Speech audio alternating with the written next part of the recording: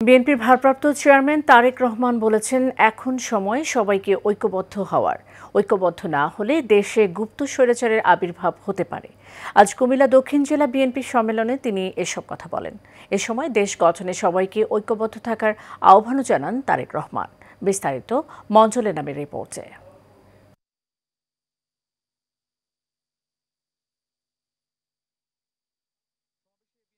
আগামী জাতীয় সংসদ নির্বাচনকে সামনে রেখে দলকে সুসংগঠিত করে দেশের সাধারণ মানুষের আস্থা অর্জন করতে কুমিল্লা দক্ষিণ জেলা বিএনপি এই সম্মেলনের আয়োজন করে। আমাদের লক্ষ্য এখন একটি থাকতে হবে, ঐক্য, জনগণ এবং দেশ গঠন। সম্মেলনে ভার্চুয়ালে যুক্ত হয়ে বিএনপির ভারপ্রাপ্ত চেয়ারম্যান তারেক রহমান বলেন, জনগণই সব ক্ষমতার উৎস, তাই জনগণকে সঙ্গে নিয়ে জনগণ যেভাবে চায় ঠিক সেভাবেই চলতে হবে। জনগণই হচ্ছে বিএনপির সকল রাজনৈতিক ক্ষমতার উৎস।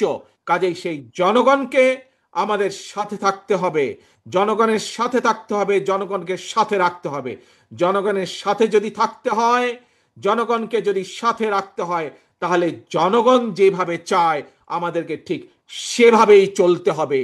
জনগণ যেভাবে চায় আমাদেরকে সেভাবে কাজ করতে হবে, সেভাবে কথা বলতে হবে, সেভাবে জনগণের পাশে দাঁড়াতে হবে। আগামী দিনে দেশে গুপ্ত স্বৈরাচার আবির্ভাব হতে পারে আশঙ্কা ব্যক্ত করে সবাইকে ঐক্যবদ্ধ থাকার আহ্বান জানান তারেক রহমান। যদি আমরা ঐক্যবদ্ধ না হই প্রিয় ভাই বোনেরা, তাহলে বলা যায় না, হয়তো আগামী দিনে গুপ্ত স্বৈরাচারের আবির্ভাব হতে পারে দেশে।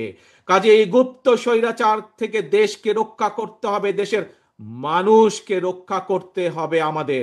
দেশকে পুনর্গঠনে নেতাকর্মীদের ঐক্যবদ্ধ হয়ে কাজ করার নির্দেশ দেন তারেক রহমান। সবার আগে বাংলাদেশ, যেখানেই বাংলাদেশের স্বার্থ সেখানেই বিএনপি, যেখানেই বাংলাদেশের স্বার্থ সেখানেই জাতীয়তাবাদী শক্তি।